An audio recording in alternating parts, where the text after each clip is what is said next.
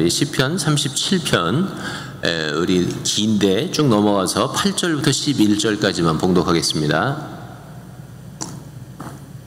8절부터 11절까지 시작. 분을 그치고 노를 버리며 불평하지 말라. 오히려 악을 만들 뿐이라. 진실로 악을 행하는 자들은 끊어질 것이나 여호와를 소망하는 자들은 땅을 차지하리로다. 잠시 후에는 악인이 없어지리니 내가 그것을 자세히 살필지라도 없으리로다. 그러나 온유한 자들은 땅을 차지하며 풍성한 화평으로 즐거워하리로다. 아멘. 자리에 앉으시기 바랍니다.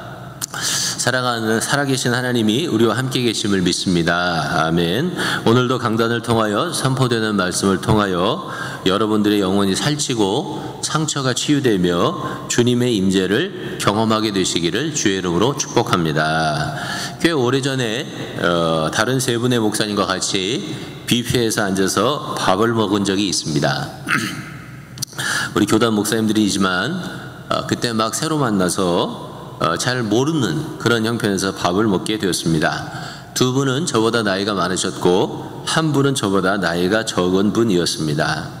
그렇게 밥을 먹고 있는데 저보다 젊은 목사님이 저보다 나이가 드신 목사님 한 분에게 계속 퉁퉁거리는 거예요.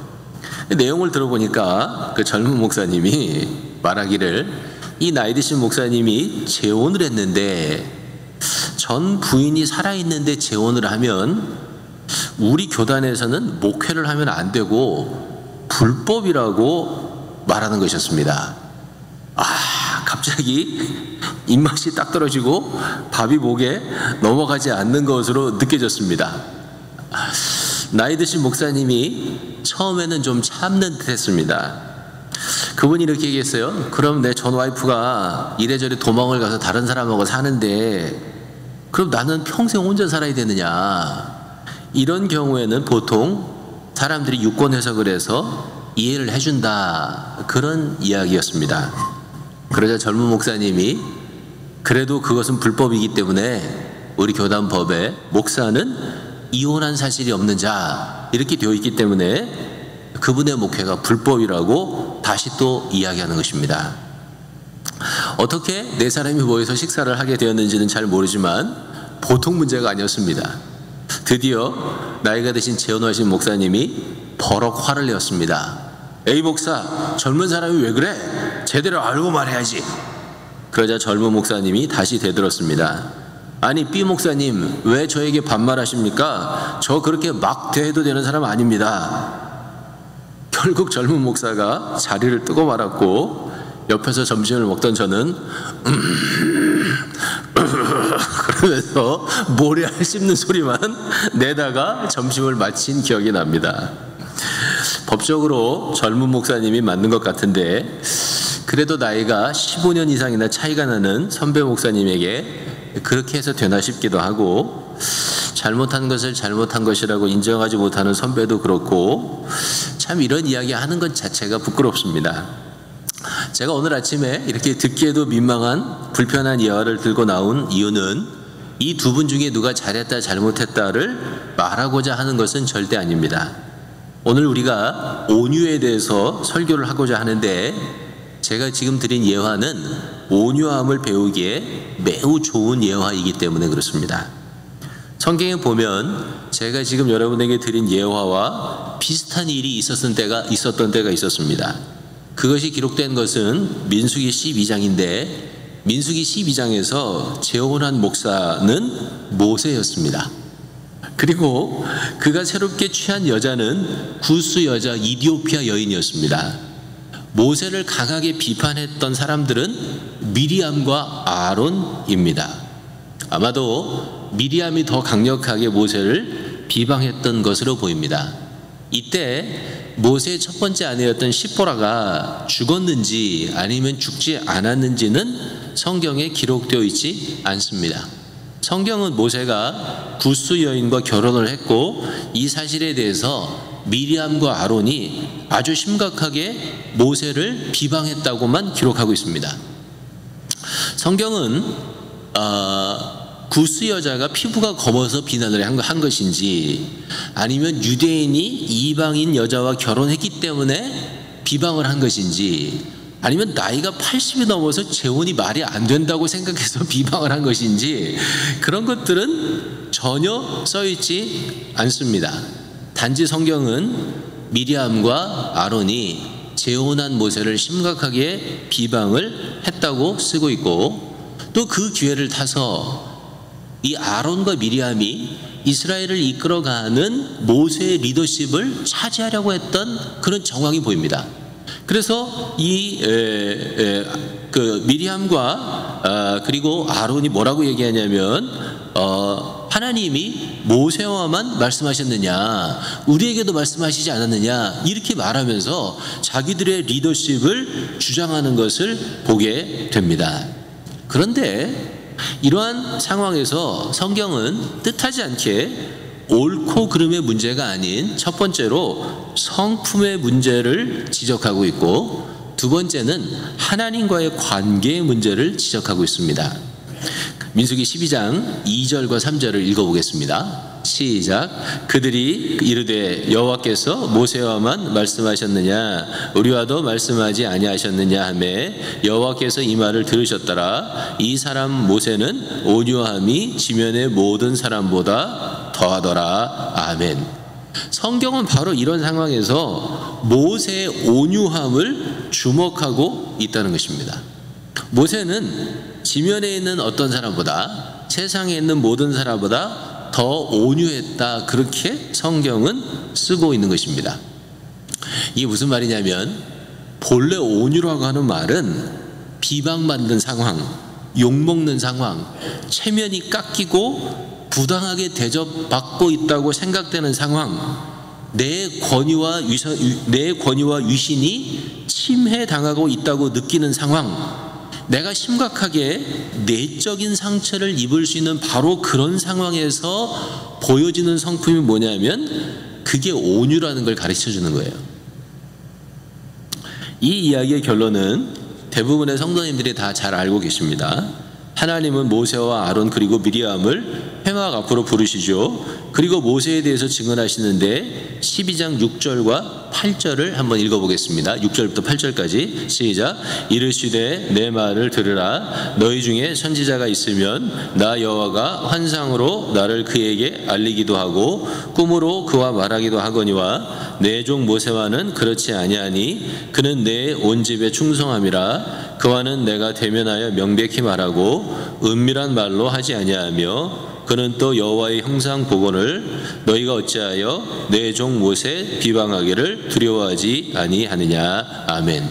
여기서 하나님은 온유라고 하는 것의 두 번째 특징을 보여줍니다. 첫 번째 온유는 내가 비난받고 욕먹는 상황에서 드러나는 성품이라는 것이고, 두 번째 온유라고 하는 것은 제가 나중에 설교의 마지막에도 이야기하겠지만, 성경에 나오는 온유는 하나님의 말씀을 듣고 어떻게 그 말씀을 내가 죽기까지 따르고 순종했느냐, 그거를 온유라고 부른다는 거예요. 그게 하나님 앞에서 온유라는 거예요. 하나님이 나에게 말씀하시는 것을 잘 안 들으면 그게 온유가 아니고요, 내가 하나님 말씀을 아주 잘 듣고요, 시키는 대로 따라하는 것을 성경은 뭐라고 이야기하냐면 온유라고 말한다는 거예요. 그게 온유의 두 번째 특징이에요. 하나님은 모세를 변호하시고요, 미리암에게는 문둥병이 생깁니다. 온유했던 모세는 미리암을 위하여 하나님 앞에 진심으로 기도하고, 미리암은 일주일 만에 문둥병의 치료를 받고 진영 안으로 들어옵니다. 그런데 그 이후에 모세의 리더십은 더 강화되고요, 미리암의 이야기는 사라지고 맙니다. 이 사건 이후에 미리암의 이야기는 민수기 20장에 한 번 더 등장하는데, 그때 왜 등장하냐면 미리암이 죽어서 장사 지냈다고 등장합니다. 그러니까 이 이후에 미리암은 리더십을 잃어버리고 그냥 평범한 여자로 살아가게 되었던 것을 알게 되는 것입니다. 사랑하는 교회 여러분, 이 온유의 두 번째 특징을 여러분이 마음에 두시고, 첫째는 온유함이라고 하는 것은 비방받고 공격받고 상처받을 만한 상황에서 나타나는 것이다. 두 번째는 온유함은 하나님 앞에서 잘 듣고 순종하는 것이다. 이렇게 두 가지로 여러분이 모세의 이야기에서 정리를 하고, 오늘 읽은 시편 37편 본문으로 우리 돌아가 보도록 하겠습니다. 오늘 우리가 읽은 시편 37편은 사실 우리의 눈에 굉장히 익숙한 말씀인데, 왜냐하면 11절의 말씀이 2016년에 우리가 하나님의 성전을 위해서 기도하면서 한 해 동안 서로 축복했던 축복의 말씀이기 때문에 그렇습니다. 온유한 자들은 땅을 차지하며 풍성한 화평으로 즐거워하리로다, 그 말씀이죠. 참 좋은 말씀입니다. 이 말씀을 외우고 축복하는 가운데 우리는 하나님의 새로운 예배당을 주시는 하나님의 은혜를 경험했습니다. 다른 말로 하면 온유하면은 따르는 축복이 있다, 그렇게 가르치는 거죠. 제가 오늘 여러분하고 세 가지의 성경의 세 군데에서 온유함에 따르는 축복을 먼저 한번 좀 나눠보려고 하는데, 여러분이 축복을 들으면서 나도 온유해져서 저런 축복을 꼭 받아야 되겠다, 그런 마음을 좀 가지면 좋겠습니다. 첫 번째, 시편 76편 8절 이렇게 쓰고 있는데 읽어보겠습니다. 주께서 하늘에서 판결을 선포하심에 땅이 두려워 잠잠하였나니 곧 하나님이 땅의 모든 온유한 자를 구원하시려고 심판하러 일어나신 때로다. 아멘. 하나님은 온유한 자를 구원하시려고 심판하러 일어나신다는 것입니다. 그게 온유한 자에게 주시는 하나님의 축복이에요. 물론 여기서 말하는 이 구원은 예수 믿고 하나님 나라 가는 것은 아닙니다. 그 구원은 오로지 하나님의 아들 예수 그리스도의 은혜를 믿는 믿음으로만 구원받는 거니까요. 여기서 말하는 이 구원은 우리가 어렵고 고통스러운 상황을 만났을 때 그 어렵고 고통스러운 상황에서 우리를 건져주신다는 면에서 구원입니다. 하나님이 온유한 자가 어렵고 고통스러운 상황을 만나면 하나님이 직접 일어나셔서 그를 구원해 주신다는 거예요. 모세가 재혼을 했어요. 자기의 친형제인 아론과 미리암이 자기를 공격하는 거예요. 어떻게 해야 되겠어요? 싸우겠어요? 안 싸우겠어요? 어쩔 수 없는 상황이잖아요. 그런데 그때 어떻게 해요? 하나님이 직접 나타나셔서 구원해 주시는 것이죠. 사랑하는 성도 여러분, 온유한 자가 여러분 다 되셔서 여러분도 어려움과 고난을 겪을 때 하나님이 직접 일어나셔서 심판하시고 구원해 주시는 축복을 받게 되기를 축복합니다. 두 번째 축복은 시편 25편 9절에 써 있는데 읽어보겠습니다. 시작. 온유한 자를 정의로 지도하시며 온유한 자에게 그의 도를 가르치시리로다. 아멘. 하나님은 온유한 자를 옳은 길로 인도하시고 그리고 그 온유한 자에게 자기의 길과 도를 가르쳐 주신다는 거예요. 근데 이거는 어쩔 수 없이 너무나 필연적인 거예요. 왜냐하면 온유하지 않으면 배울 수가 없는 거예요. 듣지 않는 사람이 어떻게 배우겠어요? 그렇지 않겠습니까? 내가 가르치는 것을 듣고 행하지 않는 사람이 어떻게 제자가 되겠어요? 하나님과의 관계도 똑같습니다. 제가 가끔 이제 테니스를 치고 이러잖아요. 뭐 인생의 모든 면이 마찬가지지만 이렇게 그런 걸 볼 때도요, 코치가 시키는 대로 열심히 따라하는 사람은 금방 배웁니다. 그런데 죽어라고 안 듣는 사람이 있어요. 그런 사람은 가르쳐주고 싶어서 안달이 나도 배우지를 못합니다. 하나님 앞에서도 똑같아요. 하나님 앞에 온유한 마음을 가지고 하나님께 잘 듣고 들은 대로 순종하는 사람은 하나님께서 지혜를 주셔서 하나님의 길과 하나님의 도를 가르쳐 주시고 위대한 하나님의 일을 할 수 있도록 하나님이 사용해 주시는 것입니다. 그게 두 번째 축복이에요. 세 번째 축복은 오늘 읽은 시편 37편 11절인데 우리 한번 다시 한번 읽어보겠습니다. 시작.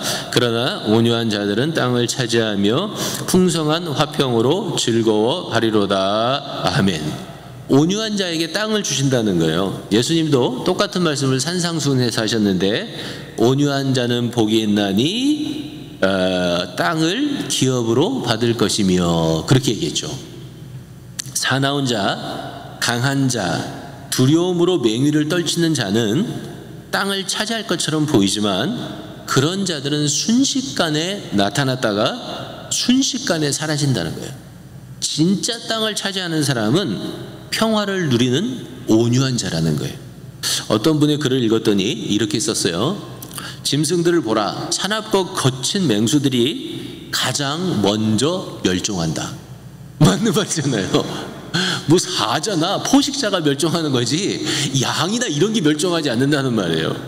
그리고 이렇게 얘기했습니다. 그들은 거칠고 사납지만 그들이 차지하는 땅은 차갑고 험한 산기슭이다.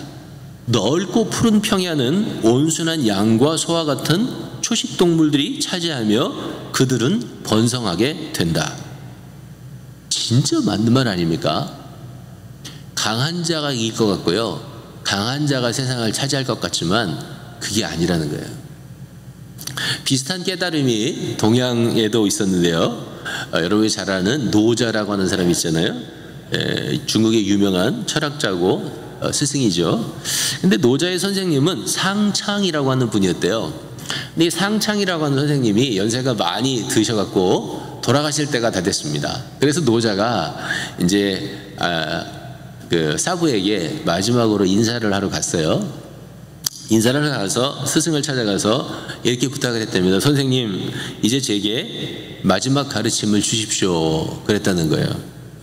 그랬더니 이 상창이 선생님이 생각을 하더니 입을 떡 벌려서 노자에게 보라 그러고 이렇게 얘기했대요. 내 이빨이 있느냐? 그래서 노자가 없습니다. 그렇게 얘기했대요. 그러자 다시 상창이 물어보기를 내 혀는 있느냐? 그랬더니 노자가 사부님 혀는 있습니다. 그렇게 대답했대요. 그러자 스승이 이제 알겠느냐? 그러니까 노자가 사부님 알겠습니다. 감사합니다. 그렇게 큰절을 하고 물러났다는 거예요. 자, 도대체 노자는 무엇을 알고 무엇을 깨달았던 것일까요? 이 세상에서 이빨처럼 굳고 강하고 날카로워서 입술과 혀를 물어서 피를 내는 것은 부러지고 깨지고 빠져서 없어진다는 거예요. 근데 늘 물리는 것 같고 늘 바보처럼 피를 내는 것 같은 혀는 끝까지 남아있다는 거예요. 강하게 남는 게 아니에요. 부드러운 게 남는 거예요. 온유한 게 땅을 차지하는 거예요. 사랑하는 성도 여러분, 여러분과 저는 꼭 온유한 자가 되어서 온유한 자에게 주시는 이 축복을 받게 되시기를 주님의 이름으로 축복합니다. 자, 그럼 우리는 어떻게 온유한 사람이 되어서 온유한 사람에게 주시는 축복을 누릴 수 있을까? 온유한 사람에게 주시는 복은 사모하지만 내가 온유한 사람이 되고자 아니한다면 무슨 의미가 있겠어요? 집에 가서 밥을 먹고 싶으면 쌀을 씻어갖고 밥솥에 앉아서 불을 떼야 밥을 먹는 것이지, 밥을 먹고 싶다 그러면서 라면을 끓이면 밥을 먹을 수 있겠습니까? 절대로 밥을 먹을 수 없는 거죠.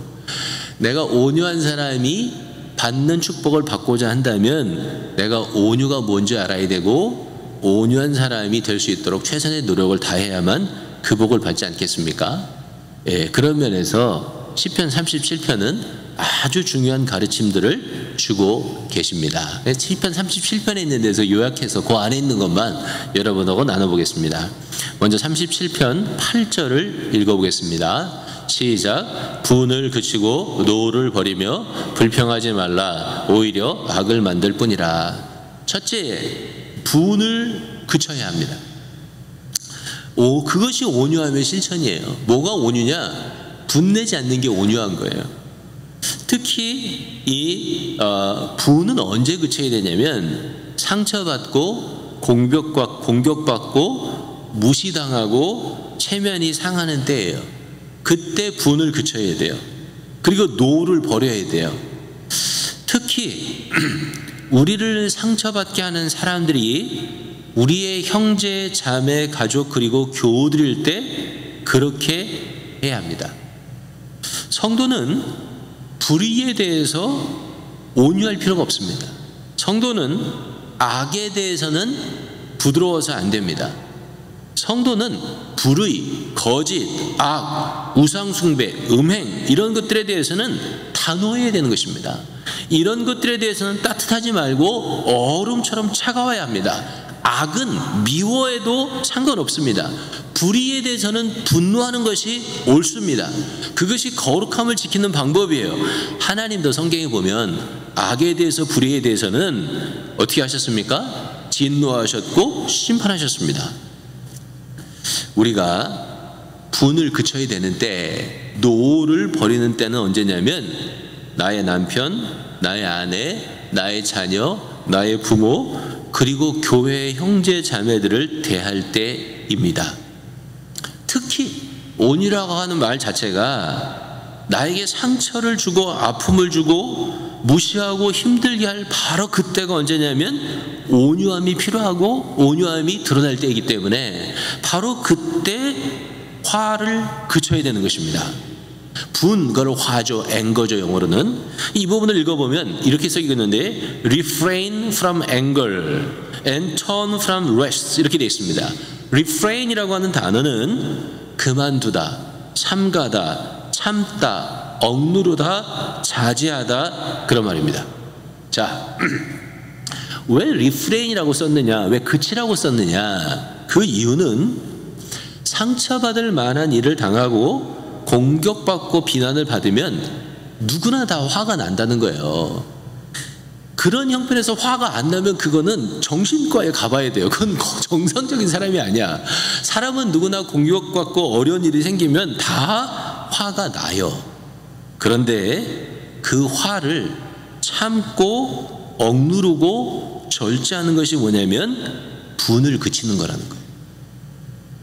그거를 절제를 못하고 그걸 억누르지 못하는 게 뭐냐면 분을 내는 거예요.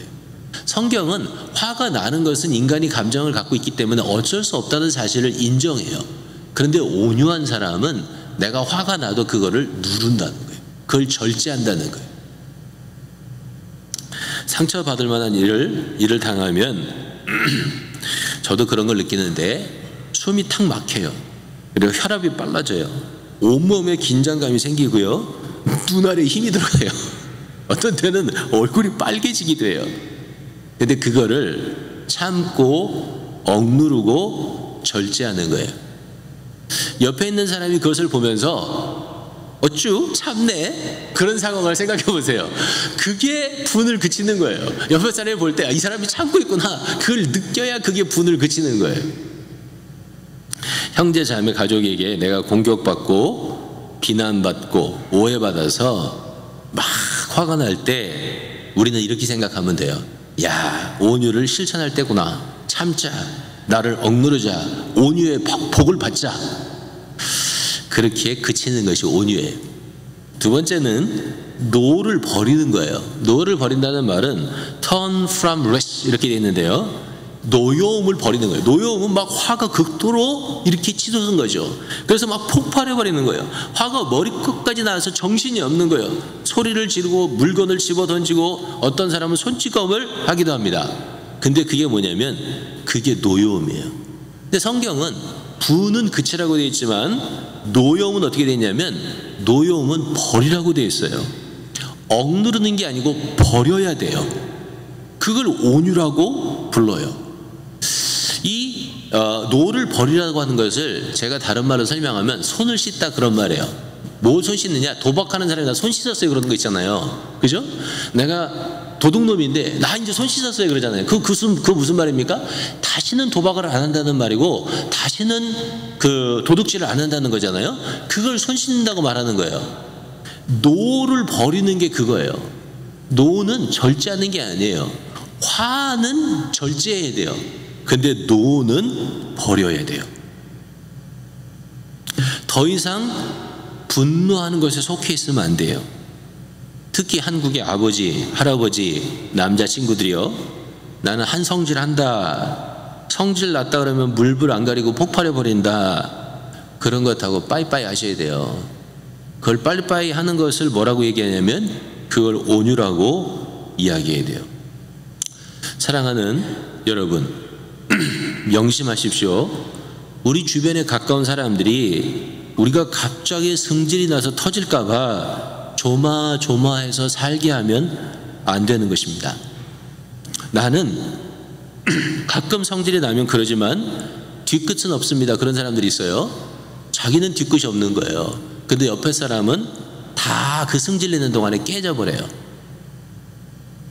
그거를 이해해야 돼요. 그래서 그 분노하는 것을 버려야 돼요. 많은 사람들이 내가 그렇게 한 성과를 해갖고 내가 분노하면 옆에 사람들이 나를 무서워하고 사람들이 나를 더 이상 무시하지 않고 존경할 것이라고 생각합니다. 그런데 절대로 그런 일은 생기지 않습니다. 내가 그렇게 성질을 내서 분노를 못 참는 사람이 되잖아요. 그럼 옆에 있는 사람들은 나를 어떻게 정의하냐면 저 사람은 못 믿을 사람 이렇게 분류합니다. 그걸 잊어먹으면 안 돼요. 못 믿을 사람이 되는 거예요. 왜 못 믿을 사람이 되는지 아십니까? 이 사람은 언제든지 지 마음에 안 맞으면 자기 성질대로 할 사람이기 때문에 못 믿는 거예요. 안타까운 사실이지만 어떤 분의 설교를 보니까 한국의 가정이 설문조사를 했는데 집에서 제일 못 믿을 사람 그러면 넘버1이 아버지래요. 그게 얼마나 비참해요. 아버지 아침부터 저녁까지 가가지고 그렇게 뼈 빠지게 일을 해가지고 와이프 이렇게 요즘 미국은 뭐 와이프들도 일하지만 뭐 일상적으로 이렇게 가정을 이렇게 꾸리고 그러는데 집에서 제일 못 믿는 사람이 된다는 게 얼마나 불행한 일이에요. 근데 왜 그러냐면 바로 이 분노를 참지 못하는 것 때문에 제일 믿지 못할 사람이 된다는 거예요. 우리가 진짜 존경을 원하고 믿을 만한 사람이 되고 온유에 따른 축복을 받고자 한다면 노를 버려야 돼요. 특히 가족, 교우, 직장 동료 이런 사람들 대할 때 노를 버려야 돼요. 그리고 그거를 버릴 때 우리는 생각해야 돼요. 아, 내가 이거를 버릴 때 하나님이 나를 축복하실 줄로 믿습니다. 땅을 기업으로 주실 줄로 믿습니다. 내가 어려울 때 하나님이 나를 일어나서 도와주실 줄로 믿습니다. 하나님이 나에게 하나님의 도를 가르치실 줄로 믿습니다. 그렇게 하면서 여러분은 꼭 노를 버리시는 여러분이 되시기를 주님의 이름으로 축복합니다. 세 번째는 불평하지 말라 이렇게 되어 있는데, 불평하지 말라는 말은 영어로는 do not fret 이렇게 되어 있습니다.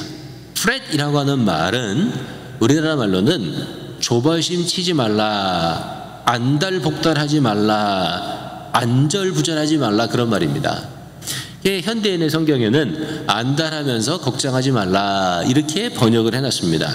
자, 사람이 너무 안달복달하고 조바심을 떠는 이유는 다 내 뜻대로 되지 않을까봐, 나의 계획대로 되지 않을까봐 염려하고 걱정하고 안달복달하고 조바심을 떠는 것입니다.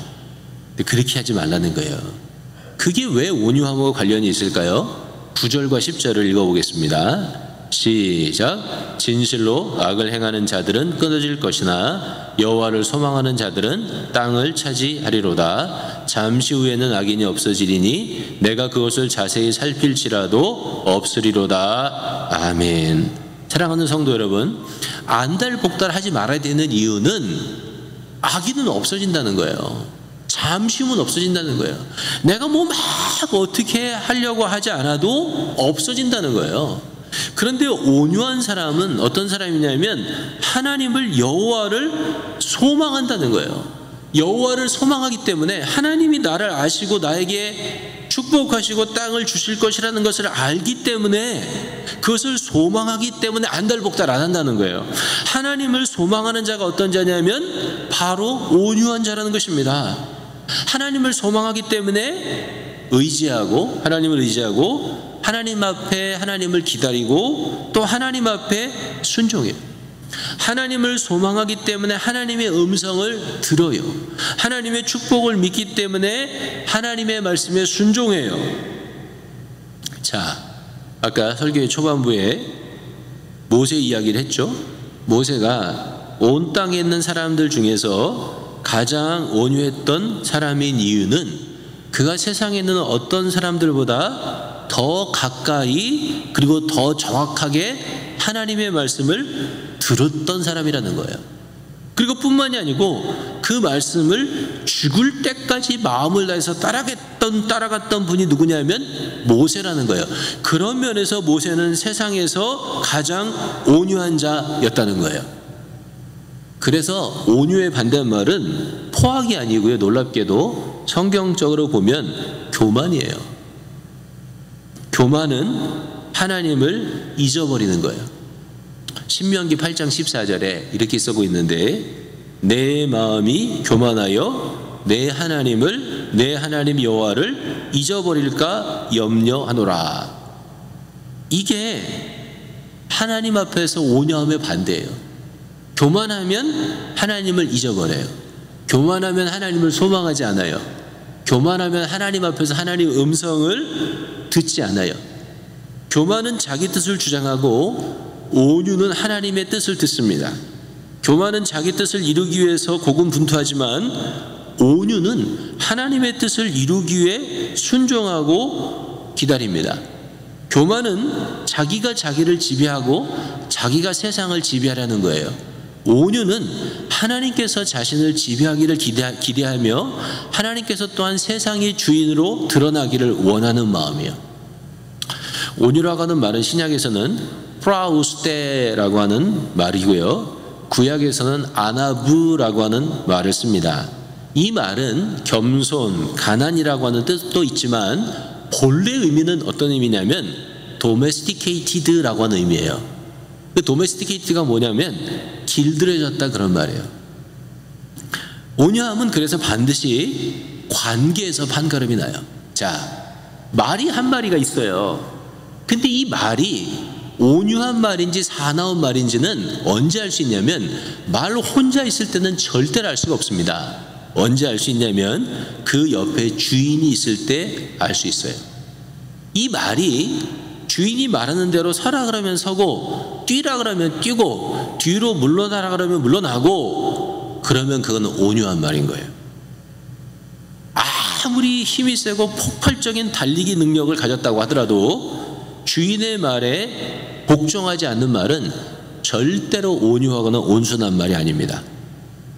주인의 말에 철저하게 복종하는 말, 자신의 의지와 감정과는 상관없이 주인의 뜻에 따라서 주인이 불 속으로 뛰라면 불 속에 뛰고요, 물 속으로 뛰어들라면 물 속으로 뛰어들고요, 장애물을 뛰어넘으라 그러면 진짜 자기 키보다 높은 장애물이지만 그거를 뛰어넘는 말, 그거를 성경에 뭐라고 얘기하면 그거를 온유라고 말한다는 거예요. 그게 성경이 말하는 온유예요. 모세가 왜 온유한 자입니까? 그는 사람을 죽였던 사람 아닙니까? 포악하죠.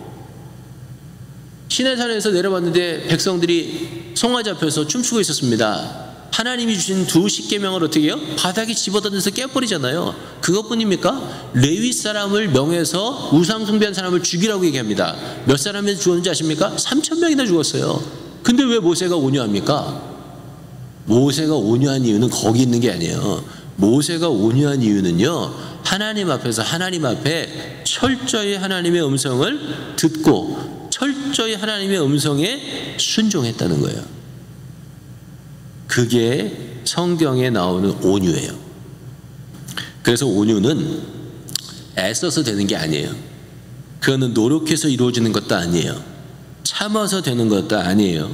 선한 일을 많이 한다고 해서 되는 것도 아니에요.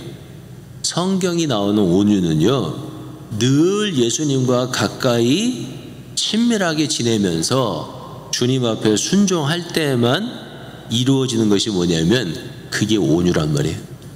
나는 날마다 십자가에 죽고 내 안에 예수께서 살아계실 때만 거둘 수 있는 게 온유예요. 그래서 이 온유도 내가 하는 게 아니고 성령이 거두게 해주시는 성령의 열매란 말이에요. 사랑하는 성도 여러분, 모든 살아있는 것은 다 부드럽습니다. 그리고 따뜻해요. 모든 죽어가는 것은 다 차갑고 딱딱합니다. 여러분의 마음은 어떠세요? 여러분의 마음은 하나님을 향해서 날마다 더 부드럽고 따뜻하게 변해가고 있습니까? 아니면 날마다 더 차갑고 딱딱해지고 있습니까? 말을 듣지 않고 고집 부리는 짐승은 짝대기를 얻어맞기 십상인 거예요. 하나님 앞에서 똑같아요. 그러나 잘 훈련된 짐승은 엄청난 가치가 있고 주인의 극진한 대접을 받습니다. 세상이 너무나도 강하고 딱딱하고 상처를 주는 세상에 살기 때문에 아마도 세상 사람들은 온유한 사람에 더 열광하는지 모르겠어요. 이 교회에서도 부드러운 목사를 찾잖아요. 예? 그것에는 부드러운 목사가 되세요. 목사가 딱딱하면 절대로 환영받지 못합니다. 꼭 여성 같은 목사들을 교회에서 많이 환영하고요. 그런 분들이 대부분 또 큰 교회 목회자로 불림을 받는 것을 보게 됩니다. 사랑하는 성도 여러분, 우리 온유한 사람이 되고 온유한 열매를 맺어야 하겠습니다. 성내고 분노하고 안달복달하는 것을 버리고 하나님의 음성을 잘 듣고 순종하는 훈련된 제자가 되어야 하겠습니다. 온유한 자라야 상처를 받지 않고요. 온유한 자라야 상처를 주지 않고요. 온유한 자라야 하나님이 쏟아부어 주시는 축복을 받게 되는 것입니다. 여러분과 제가 꼭 이렇게 온유함을 배울 수 있는, 그래서 그 축복을 받는 성도들이 되기를 주님의 이름으로 축복합니다. 아멘. 우리 같이 한번 찬양할 텐데, 오늘은 찬송가에서 455장 주님의 마음을 본받는 자. 주님이 나는 마음이 온유하고 겸손하다 그러셨죠? 우리 같이 한번 찬송하겠습니다.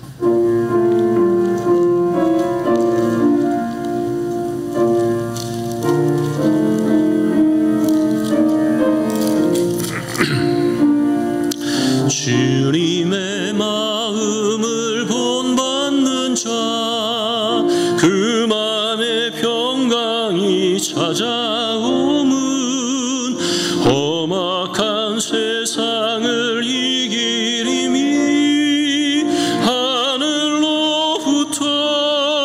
임함이로다. 주님의 마음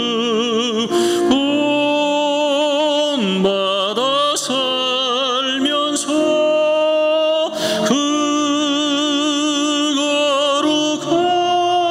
거룩하심 나도 이루리.